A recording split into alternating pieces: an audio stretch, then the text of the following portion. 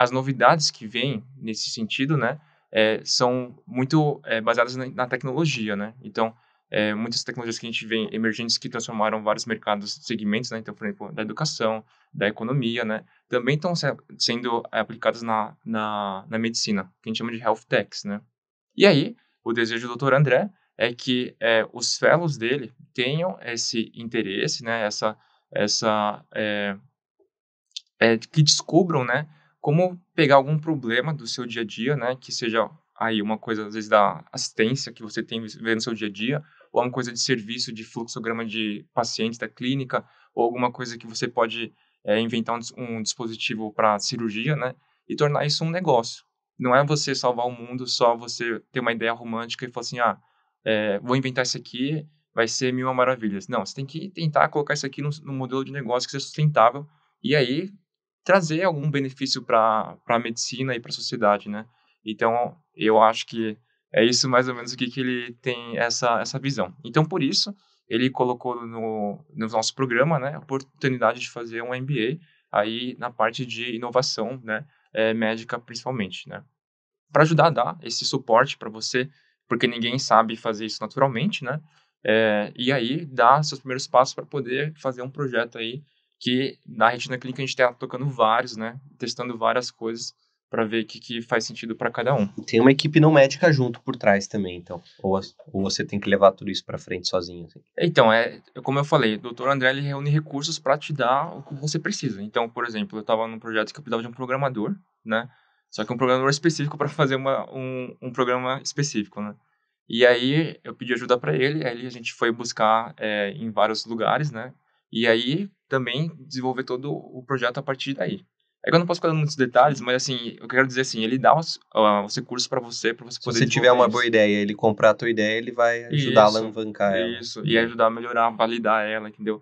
Inserir no mercado se precisar, entendeu? Então a ideia dele é mesmo realmente, tipo, você não ser só o médico assistente, você ser um médico Retina Clinic empreendedor, vai né? virar uma incubadora de startups. Muito legal. Isso eu acho que ele tem uma visão muito, muito legal. Eu acho que concordo bastante com isso, assim, que a gente, pessoa que ficar ali 100% focada em assistência apenas e não tiver um mínimo ali de visão empreendedora, de querer ter uma ideia, né, enfim, sair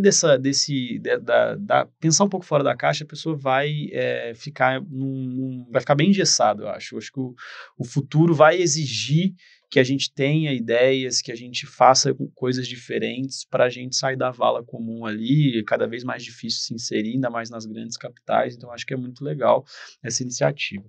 E eu acho que é bem legal porque o Suel deve estar num polo assim bem oposto, bem mais parecido com uma USP da vida, assim, que é um hospital público, de volume, mas que opera bastante. Então acho que o Gabriel também pode dar o relato dele para o pessoal entender as diferenças que existem entre esses modelos de fellow.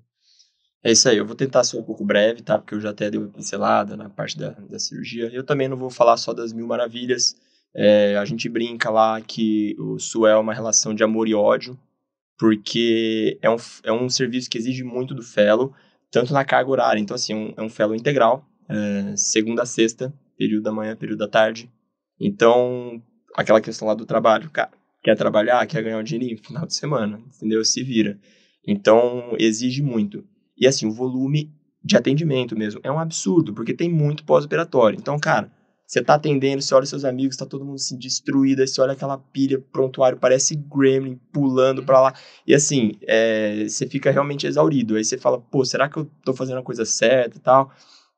No dia seguinte você tá no centro cirúrgico, você vê aquele volume que tem pela frente, sabe? Então, assim, eu já falei do volume de catarata, o volume de retina lá é muito bacana também.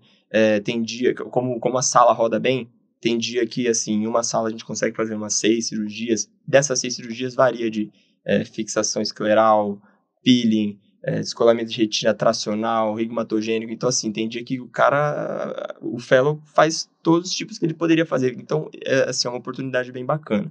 Falando da parte clínica, nós lá somos muito privilegiados por conta de uma pecinha primordial que a gente tem lá, que chama Professora Cleide Machado, que dispensa comentários, a gente estava até conversando sobre isso, e ela tem um ambulatório lá que quando a gente está pós-operatório lá, ou nos ambulatórios da vida, a gente pega aquele caso e fala, meu, o que é isso? Eu nunca vi isso aqui na vida. Ambulatório da doutora Cleide. E a gente faz uma reunião clínica muito bacana, e na sequência do ambulatório dela, a gente tem uma aula dela, que é um curso continuado que ela faz com a gente, que ela engaveta, assim, por setores. Então, lasers em retina, doenças vasculares, que é assim, ela traz o suprassumo das coisas mais importantes da história e dos papers mais recentes, sabe? É assim, uma coisa fora de série, é sensacional mesmo. E levando para essa parte de aulas e tal, as discussões de casos cirúrgicos do Dr. André também, sensacionais. De quarta-feira, nós sempre levamos um caso cirúrgico para ele avaliar, ele fica lá casquetando a gente, né? Mas assim, o jeitão dele é interessantíssimo, ele vai dando os pitacos dele de experiência, e assim, é uma coisa muito bacana.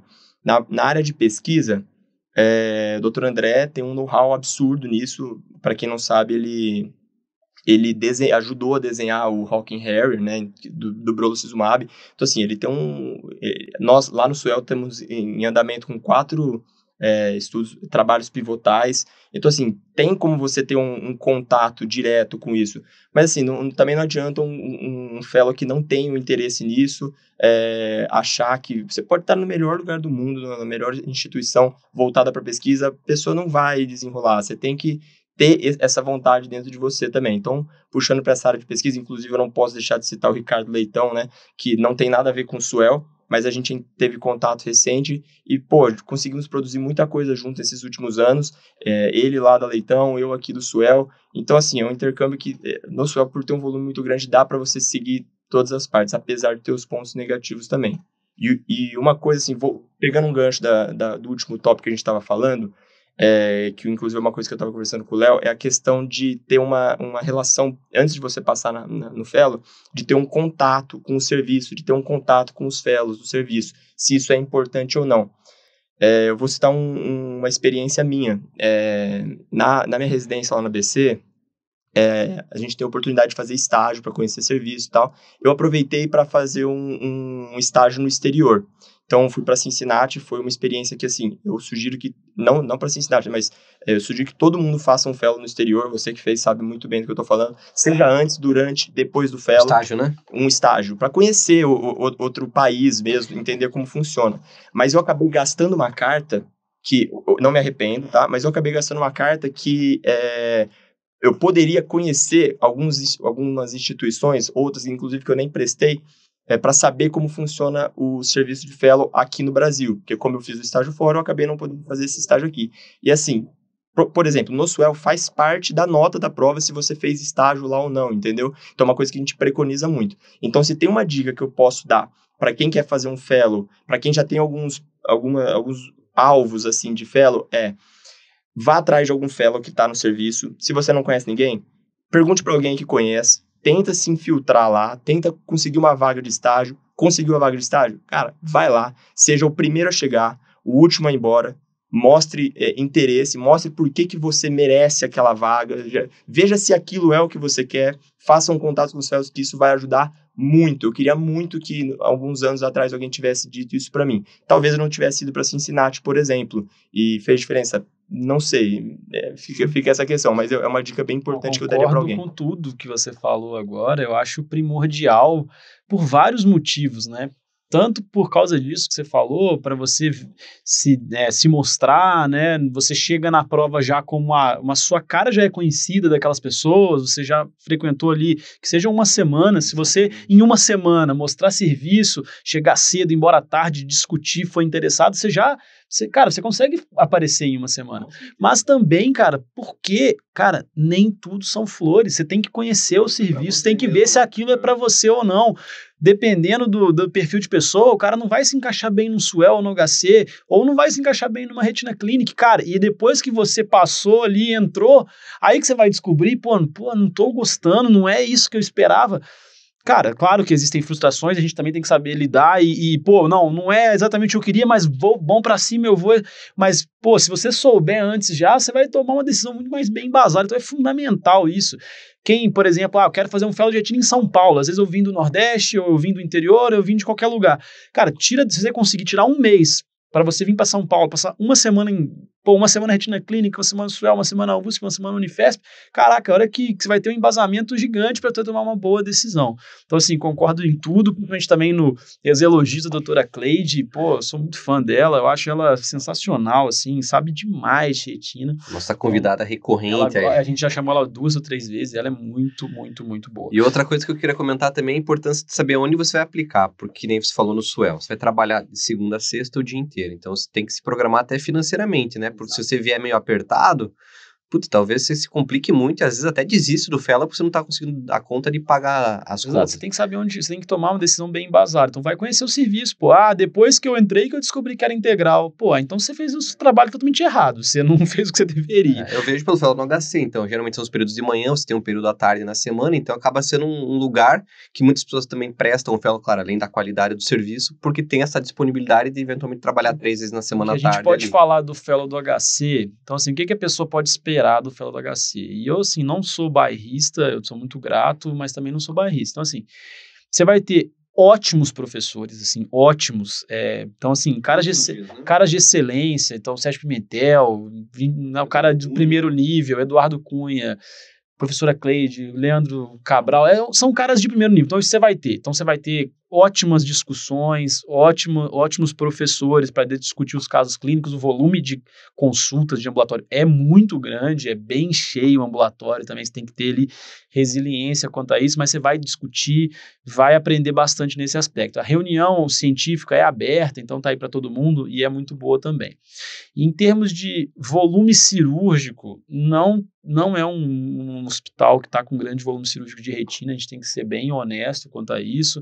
Na época que eu fiz fellow, a gente já operava ali no máximo 3 a 4 vitrectomias por semana, na semana boa, e a pandemia ainda piorou um pouco isso. Então, assim, se você quer muito volume, não é o fellow ideal. Então, a gente tem que ser também bem claro. Porém, tem várias vantagens. Você vai ter, como o Léo falou, não é integral, você vai ter ali pelo menos uns 3 turnos livres para trabalhar, a parte clínica é excelente, se você for uma pessoa interessada em pesquisa, você vai ter oportunidade de entrar num doutorado depois, quem tem interesse consegue entrar num doutorado depois, assim, é só você mostrar interesse, porque tem bastante pesquisa também, tem acesso aos principais exames, então o OCT de primeira linha, não é uma retina clínica, mas tem um OCT de primeira linha, tem até 2 ou 3 tecnologias diferentes de OCT, Outra coisa que eu acho também muito interessante, que muitas vezes o fellow acaba o fellow, e por estar já no HC ali na USP, ele abre portas para dar continuidade em outros fellows. Eu vejo muita gente que faz retina, por exemplo, fala, acho que eu queria fazer o VIT ano que vem complementar.